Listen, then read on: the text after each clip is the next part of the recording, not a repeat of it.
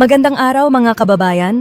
Narito ang ulat sa lagay ng panahon ngayong araw ng Sunday, March 30, 2025. Makikita natin ang isang low pressure area, LPA. Ang LPA na ito ay huling namataan 330 kilometers kanluran ng Cuyo, Palawan. Bagamat maliit pa rin ang tsansa na ito ay maging bagyo, ang dala nitong kaulapan ay magdudulot ng maulap na kalangitan at scattered rains and thunderstorms sa bahagi ng Mimaropa at Western Visayas. Base sa pinakahuling datos ng PAGASA, maliit pa rin ang tsansa na ang LPA na ito ay maging bagyo. Kung mapapansin ninyo, bihira ang nabubuong bagyo tuwing March sa loob ng Philippine Area of Responsibility, PAR. Isa sa mga pangunahing dahilan ay ang hindi paganap na pag-init ng karagatan na isa sa mga mahalagang salik para mabuo ang bagyo.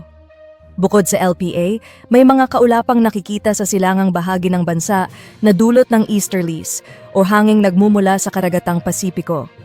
Asahan ang pag-ulan sa silangang bahagi ng Luzon, Bicol Region, Quezon Province, Eastern Visayas, Caraga at Davao Region.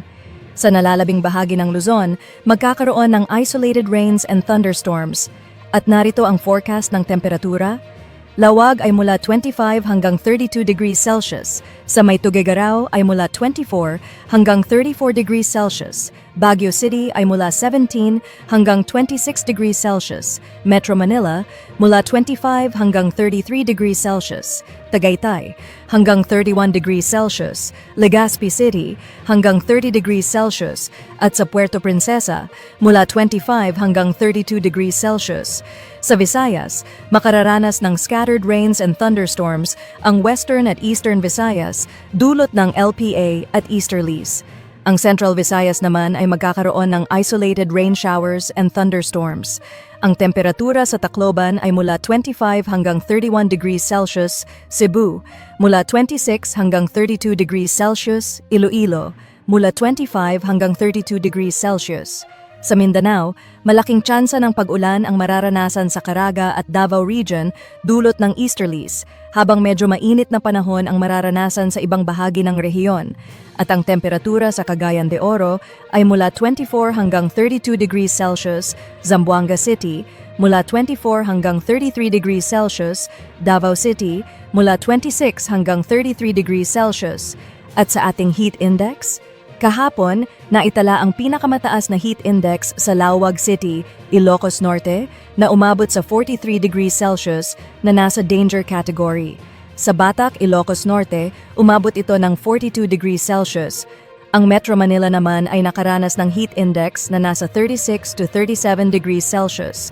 Ngayong araw, ang mga lugar tulad ng Laoag City, Dagupan at Davao City ay inaasahang makararanas ng extreme caution category ng heat index na maaaring umabot ng hanggang 40 degrees Celsius. Pinapayuhan ang lahat na iwasan ang labis na pagbabad sa araw, lalo na tuwing tanghali upang maiwasan ang heat stroke at heat stress. At sa ating lagay ng karagatan, wala tayong nakataas na gill warning, kaya ligtas ang paglalayag sa ating karagatan.